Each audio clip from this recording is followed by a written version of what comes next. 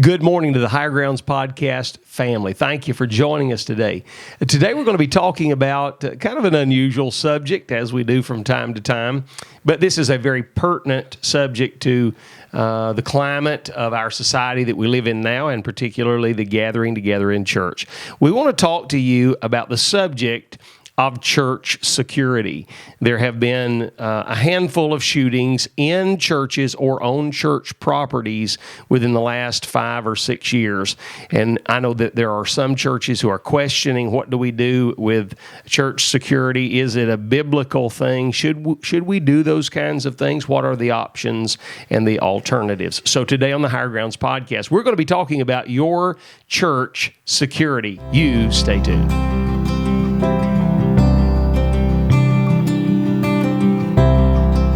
Well, good morning to you. Glad to have you back here at the Higher Grounds Podcast. Appreciate you joining us each week, and looking forward to a good day. Good day. Got my partners in crime, my co-hosts are right here around the table with us today.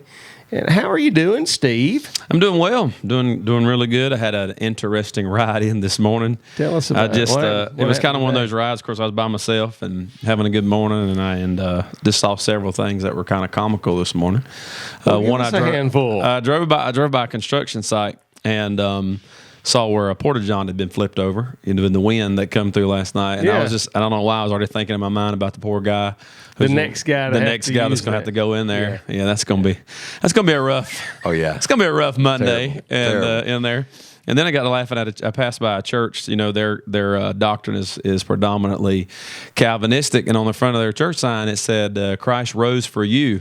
And I think with being Calvinist, shouldn't have said which you. Yeah, that's right. It should have been Christ rose for some of you if they believe their or doctrines. Christ rose for few. Yeah, Christ rose for few. Yeah, right. So had a good ride in, and glad to be in studio. This is my second filming session in a row that I've made. How about here. that? What about you now? That's called a streak. Yeah, it's on a streak, baby. It's a streak. Yeah, if it weren't for the virus, we probably couldn't get his attention, could we? I don't know. Yeah, and of course, this is coming to you a little later than the pandemic in its height. So we may have eased off by the time. Yeah, we hope that by the time you're watching this, that you've already been able to go back to your favorite restaurant and everything is kind of back to whatever your normal is. That's what we hope and pray.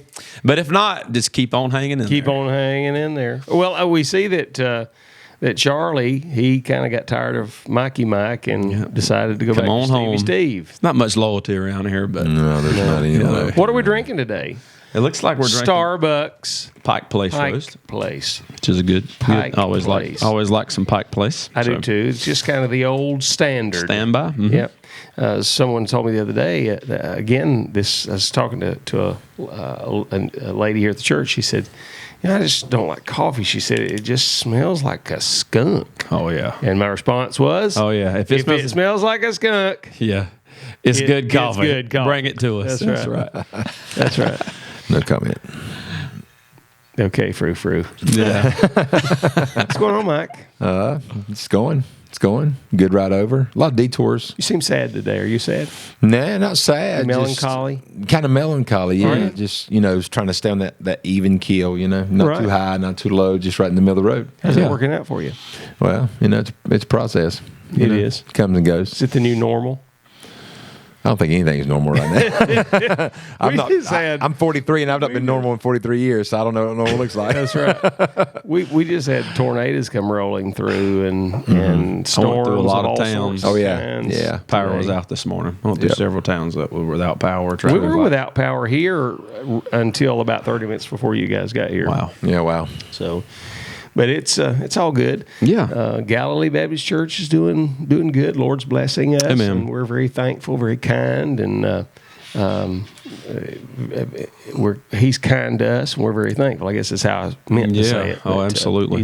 He's a good guy. Hey, Matthew, behind the camera, how you doing? Doing good, Rev. How you doing? Yeah, you look better behind the camera than you do in front. Yeah. That's why I look this way today. I wanted them to see your hair today, but you said no. My barber started back working yet.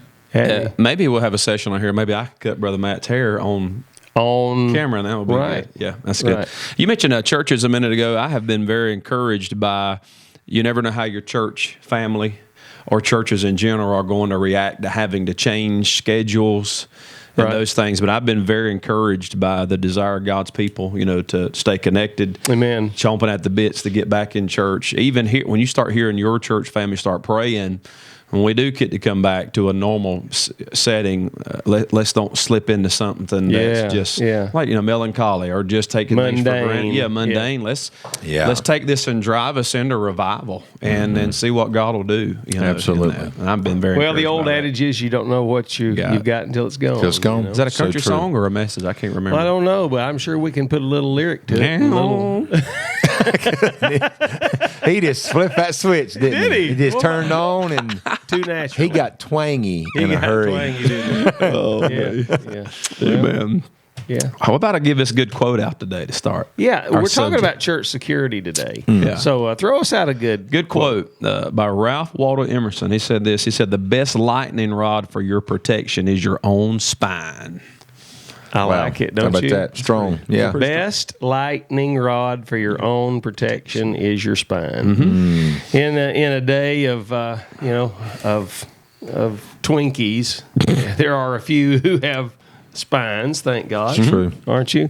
I'm glad the Lord give me one, and every now and then my wife lets me have it, and I get to put it back on. It's kind of like the comedian who said that he's laying in bed and his wife wakes him up and said, "Hey, here's your spine. Go check that nose out." And he's like, "Yeah, I'm feeling pretty good about it." And as soon as he gets back, give me that spine. Give me that back. Stick it under the bed. Well, the Higher Grounds podcast. Look here. We now in this election season coming up, we now have press passes that have been given to us, and we are going to be we might be able to get into some really good places with these. Yeah. Yeah, if nothing else, will it get me out of a ticket? No. Okay. No. Not even if I said I'm rushing to a story. No, sir. I don't think I'll get out of a ticket. You get a pink slip regardless. All right. Okay. All right. Yeah, so. Well, at least we got press passes. Easy. That thing won't even get you a free milk at the lunch counter line. You know what I'm saying? So just, you might as well don't get too high on the hog about that press pass. Well, we can try it. You never know. Jesus said through James's writing, he said, "You have not because you ask not." Right. So if I don't have because I don't ask, at least I can say, "This says I deserve something." True. You can and then say they that. give me a cussing and say, "That's exactly what you deserve." Now you've got what you deserve, huh? All right. Hey, we're going to talk about church security today. Yep. And we're going to talk about the options with church security. Now, most of you never thought that you'd have to be having this conversation about armed security inside your worship service. There are people who are kind of they cringe when you talk about these subjects, and then there are others who are way too gung-ho about the subject. And so we want to talk about a proper balance. We also want to talk about options that are available to you and things that are being taught and things that are being said in regard to planning and preparation. And so we want to talk about that here today. Now, a lot of folks are talking in regard to, this is kind of the brand new norm for we in the church culture to have, guns in the church house. But really it isn't new. It's new to you. It's not new to America. I remember studying behind the late Western novelist Louis L'Amour, who was doing some historical talk on the West as it was being settled. And one of the things I remember, I believe this was in the novel Bendigo Shafter. I believe was in this novel, and he was referring to the writing of that novel. And in the story, there was a school teacher. The school was assaulted by outlaws, and then the students came to the aid and rescue of the teacher. Wow! But it was based on a true story, and the story dealt with the fact that church buildings in the West doubled as the schoolhouse, and so on Sunday they would have church, and on Monday the students would come, and the teacher would come, and they would set the school up after church on Sunday. And then this particular teacher had some outlaws that had some things against them, and they came to assault not the school, but to get the teacher. And the young men and even some young ladies riding into school on their horses would carry rifles with them because of you've got wild animals to have to deal with, as well as Indians at that time. Native Americans, I'm sorry. And so they would, those children would put their coats in the cloak closet as well as their repeating rifles. And when the school was assaulted, they retrieved their rifles and defended the teacher. So this is, the fact that you've got guns in a setting like a church or a school, for that matter, is very new to us, but it's not new to history. Okay, so we want to talk about this new norm that we're in and what we're having to deal with. What are you seeing, Steve, and what kind of talk do you hear? I know you travel some, and I'm sure this particular topic comes up among preachers. What are you hearing? Yeah, more and more now than ever, you have churches who have at least a security team, whether it's one guy or it's several men. Matter of fact, when I'm thinking back through meetings, this year and back, I really don't remember last time I was in a church that didn't have someone set, in place to be able to do that. And you have two sides of the fence, and you have the one side that says, well, we're going to trust God, and I do believe we're trusting Him.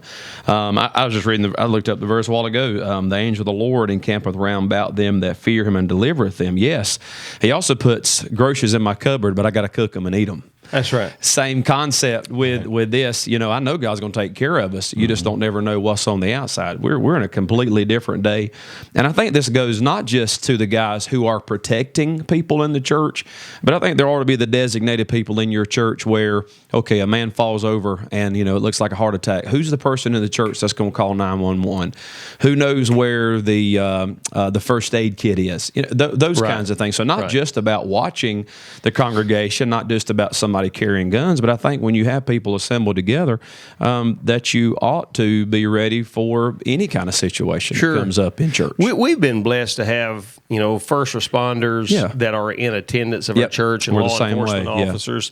So a lot of churches don't have that privilege, but we do have that here, and that's been a blessing to us. What are you seeing? What are you hearing, Brother Mike? I think more than anything, with the increase or the frequency of church shootings, I think we all had to step back and take a look at how vulnerable that we are, or when we're in our church buildings, what have you. I think most pastors look at it from the standpoint of I have some measure of responsibility to for the flock while they're on the grounds, and so you just want to be proactive. You don't want to. Anytime you hear of a church shooting, I try to think of or put myself in the place of that pastor. And you wonder what one would have to live with after that took place. If you could have been proactive and had some stuff in place to protect your people, versus maybe having the mentality you were talking about. Some folks take the mentality of I'm just going to trust God and whatever will be will be. Reminded me of the time right before the coronavirus hit. We were supposed to go to Israel, and matter of fact, we were at the gate and getting ready to board. We were getting good information from our guide over there, in which we made a decision not to go. Well, there was a group from San Antonio there of 41 people from a church going too. And this will forever stick in my mind, as everybody was making the decision, not getting on the plane to fly 10 hours, who knows if we'll be able to stay if we get there. They all gathered in a big circle and they prayed. And I'm not making fun or light of this, but when they got done praying, they kind of hooped and hollered and said, we're just going to trust God and get on the plane. Well, they did. All but two of them. An older couple did decide not to go. They got on the plane. Well, little did they know when the plane left, 20 minutes later, we got word that everyone would be forced to leave the country in 72 hours. Yeah.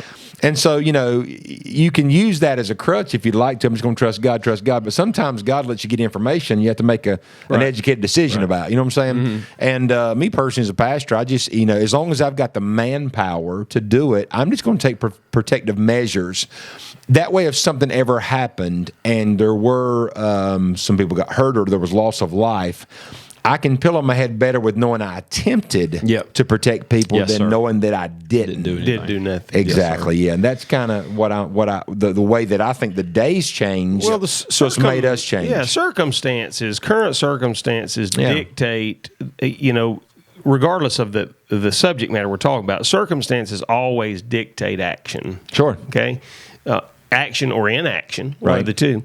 And I think that action here is fine. Yeah. I have heard people say. Of course, I've been a weapon carrier since I was old enough to carry a weapon. Mm-hmm. I mean, from the time I was a kid, I was carrying a knife in my pocket. Mm-hmm. I'd go to school with the knife in my boot, every day nearly. Yeah. So I mean, I that's been a part of my life. It's just an interest of mine is weapons, and it has been for years. And I'm a hunter, and that's just kind of what you have and do.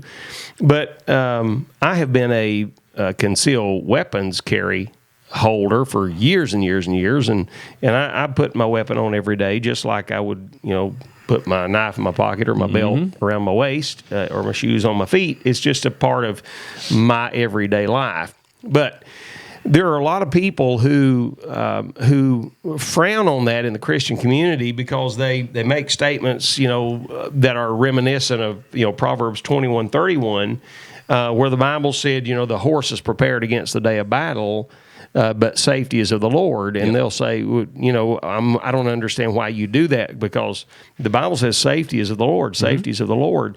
My response is, but let's look at the entire verse. The verse says the horse is prepared against the day of battle. Right. And so there's nothing wrong with that individual being prepared against the day of battle, relying on the fact that ultimately my safety is in the Lord, but I also have a responsibility to be prepared. Yes, sir. If something were to happen. Yep. And, Jesus, was it Luke 22:38? Jesus had asked the disciples, he said, do y'all have any swords? And I'm paraphrasing. Be sure. And one of the disciples said, well, here's 2 swords. Yeah. I got 2. And Jesus said, well, that's enough. That's enough. And I've always joked, said, it's what Jesus was meaning was you need to carry 2 weapons. That's what I always. Right. Yeah. But anyway, the bottom line is this. Jesus said, you need to have you a sword. You need to get you one, carry it with you. Sure. Well, a sword is not for cleaning your fingernails, and No. a sword is not for skinning fish, and a sword is not for going hunting. A sword is for personal protection. Right. I mean, it's an offensive weapon on the field of battle. It's a defensive weapon if you're just walking around society and you're attacked in that culture. And so I really think that this whole subject needs to have some element of balanced basis on the Word of God. Sure. I think, too, one thing that's we got to always have in the back of our mind is this. If you're going to have a security protocol, and we'll talk about that later. Sure. Regardless of how layered it is, there's a few things you got to keep in mind. Number one, you want it to be tasteful. Yeah, absolutely. You don't want people to feel like they're walking into a compound. You also want to be discreet. Well, I was getting ready to say that very thing, here in just a second. But yeah, the discreetness of it is this: there are some people who have a legitimate fear of weapons and firearms. Right. Sure. And it could be because of a traumatic experience, in their life somewhere down the line. Absolutely. And there's a reason they call it concealed carry. Right. And there's nothing, even to me, who I'm an individual who has my concealed carry permit, and I carry from time to time. But there's nothing more distasteful or nauseating to see a guy walking around a church and you can see his firearm, and he's doing it in kind of a boisterous way, kind of with his chest out, kind of deal. I know I've had a guy walk in, not a member of our church before, who had a firearm on him, and you could see it. And so I just went up to him and said, if you're going to carry that here, it needs to be concealed. And oh, by the way, we have people in place. We don't need any help tonight. Yeah. Kind of deal like that. Right. And I just want to let him know that that's not going to be something that you're brandishing while you're on our Right. property, Oh, yeah. kind of deal. Absolutely. Right. Because we have people that literally have a legitimate fear of those things. Right. And so I think, before you ever start the conversation about security, you need to have that kind of as a buffer as you go into it, just because, again, I mean, you don't want to dissuade the listener. They came to hear a sermon. They hear the song. They came to fellowship. They didn't come for that. And we can protect people without it being something that's advertised. I think so. Have you ever had the need or necessity of deploying your security team on a situation? No, not necessarily in that regard. We did have a situation that I was aware of beforehand that had a domestic element to it, as far as it could have escalated into some abuse. I had prepped a few guys on the team about it before church started, and a gentleman that really shouldn't have been there showed up. There was a connection with a female where we thought could get out of hand. And I had prefaced him in the vestibule before service started about what I wanted from him. And he openly just immediately defiled that, or defied it, let me say it that way, and went to the pew right close to this female where I told him not to go. And so since service was already started and able to work without me, I just walked up beside him and asked him if I could talk to him, and we walked him outside, and we had to show him the door, the road. Here's the goal of security: is to identify problems, and if at all possible, keep them outside the building. That's right. And in the Texas shooting of this year, we've watched and studied the recording of that video recording, and I'm appreciative of the fact that they had a security team. I'm appreciative of the fact that they were able to neutralize the threat, right, but not before he was able to kill a couple of people. And when there are so many things that when you look at that videotape that you're able to critique. And one of the things was this man was familiar to them, and they allowed him to get by with a whole lot more in that scenario than they would have if he had been a perfect stranger. And so that man got way too far into the building when that particular incident took place. He should have never been allowed. He came with a big old coat on. It's hard to hide a shotgun if you've got a shotgun under anything. And then he had a wig on, and just there was just too many weird things that allowed him to have him be allowed to get into the building as far as he did. And so one of the things that Brother Michael was talking about was you do your best to neutralize that threat in a non-threatening way before it becomes dangerous. Absolutely. Our church family isn't even privy to the fact that there's been times whenever our security teams have stopped things in the parking lot while we were having church. It never got in the building. And I'm so thankful for those men and their seriousness about it. Right. And their willingness to, we talk about things, we train, we share information. Just simply because, I have my family sitting there, and it's refreshing to me as the pastor to know that once I mount that pulpit, things are covered. And I can preach. Our people can worship freely. They don't have to be distracted. Their minds can focus on the Word, and I like that. But you're talking about the fact, and I want to say this: in our culture, it's in our secular culture, and it's kind of leaked into the church. We want to be kind and gracious kind of host anytime someone comes on the property. Sure. But there's nothing wrong with telling somebody, you can't come in with a wig on. Yeah. Right. You can't come it's in. It's still private property. Exactly. When you walked in the building, that oversized trench coat, you can remove that just to ease our mind. And if that offends you, well, then you'll have to be offended. Yeah. I'm not putting 100+ people at risk over your preference of wearing something that could conceal a large weapon. Right. That's just how it's going to have to be if you're going to do any measure of protecting a large group of people. Large backpacks, large bags, overcoats, disguises. Absolutely. Those individuals need not be allowed in the building, period. Yep. It's not just the shootings, and that's kind of the main thing we refer to, and of course a fear. But when you start looking up numbers on even in church robberies, people being held up and things like that. So it's not just the shootings that make it. I mean, there's, according to some numbers I was just looking at, there was 400 churches held up and just robbed this past year. So it's not just about the far extent. That's exactly right. Years ago, I heard a story about this church in Texas, and this was back before a lot of this stuff became big as far as church shootings was concerned. They've been having robberies in the area. Guys in trench coats would come in and hit the church, and sure enough, there was some guys in trench coats that come in after the church got started, and they come in, and it was obvious they were kind of casing the place, and the pastor just stopped, and this was a rather large congregation, but filled with a lot of really roughneck type redneck people, and it was in the state of Texas. And the pastor said, I call for a show of arms. This was way before the security team thing. Well, Right. There was guns being drug out from everywhere, and women, and and they just kind of held them up, in a safe manner, and then placed them back where they needed to be. And the pastor said, "Well, those individuals decided to go someplace else." To leave, yeah. And, everything's not every threat or every situation doesn't even involve weapons. I know that we had at one time a guy come to our church property, get out of his car, and he walks up and he's got his dog with him. And our security guy stopped him at the edge of the walkway and said, "Sir, you can't bring that inside." And he might not have meant any harm, but we do have people in all of our communities that have some mental issues.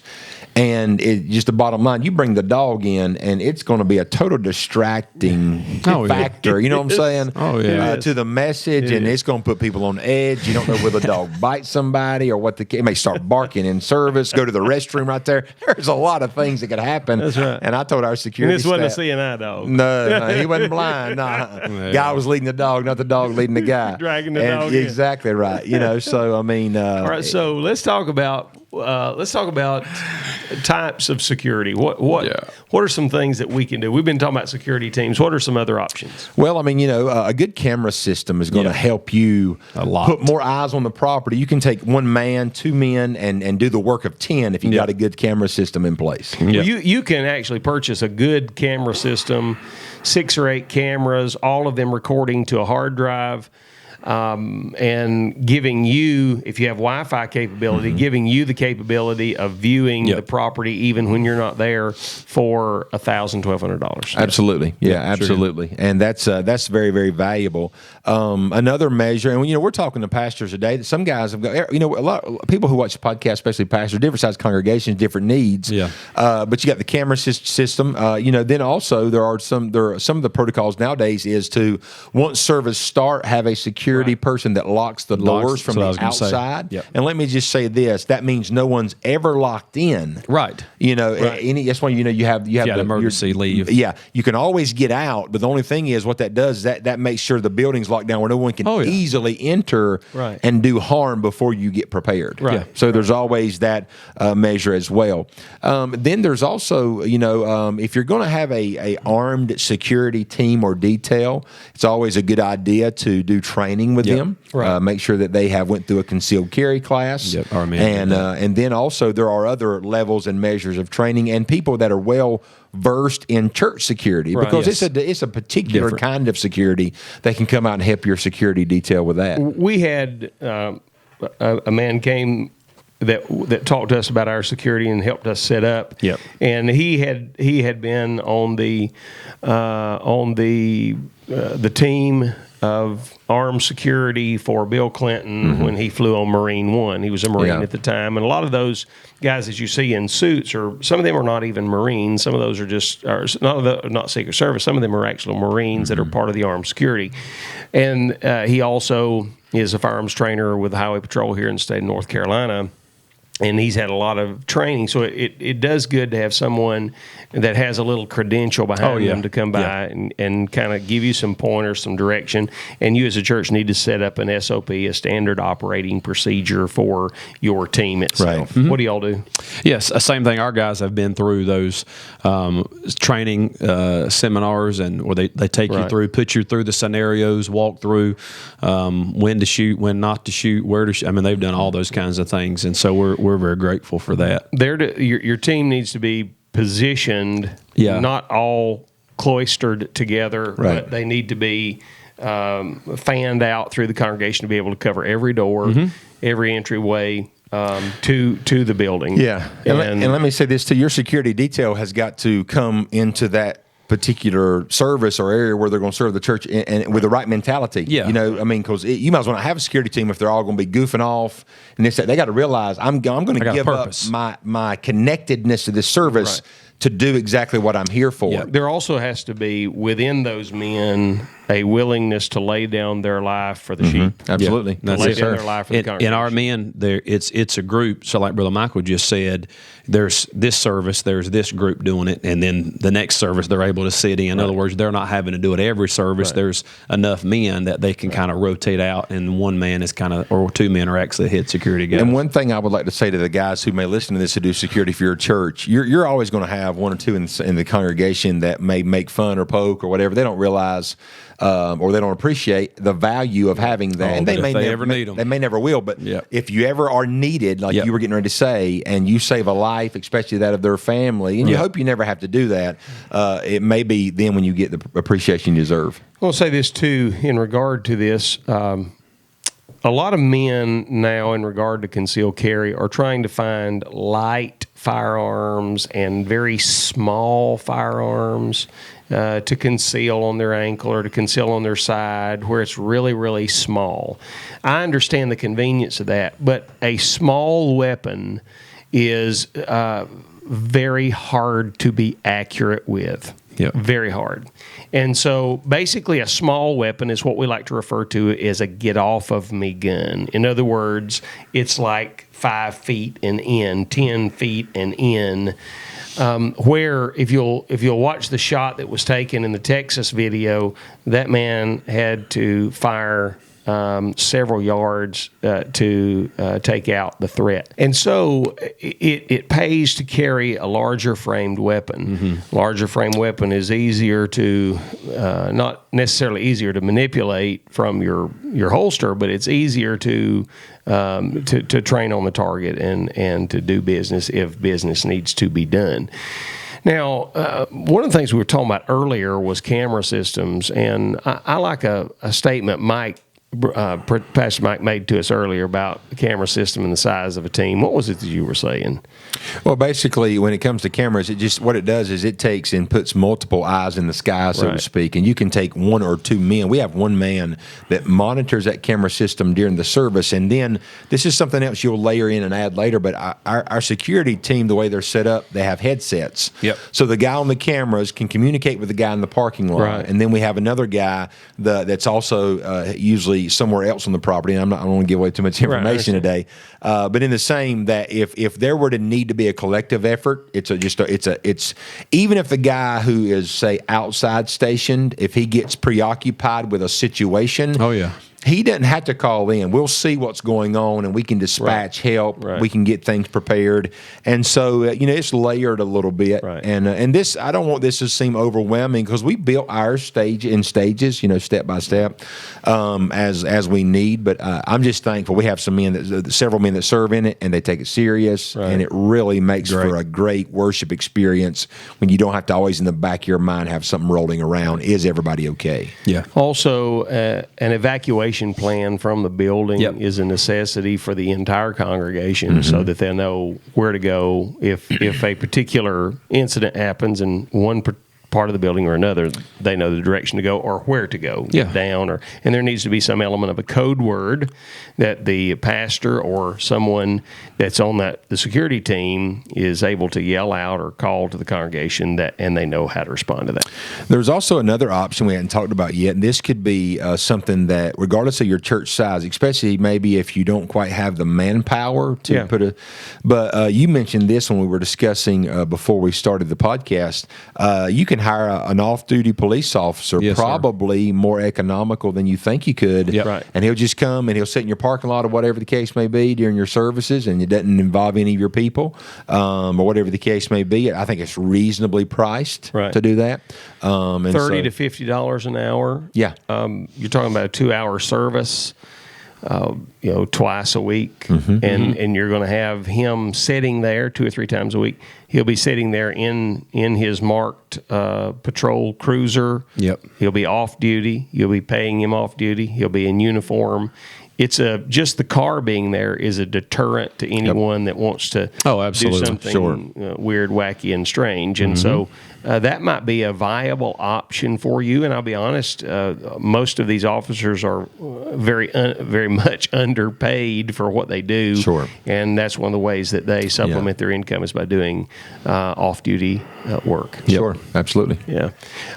Insurance, liability insurance, that's another thing that needs to be checked into. There's various things, but we wanted to come to you and just kind of give you a briefing about that and let you know that it's, in these days, it's a necessity for most churches. And so we want to give that to you and just you do with it whatever you'd like.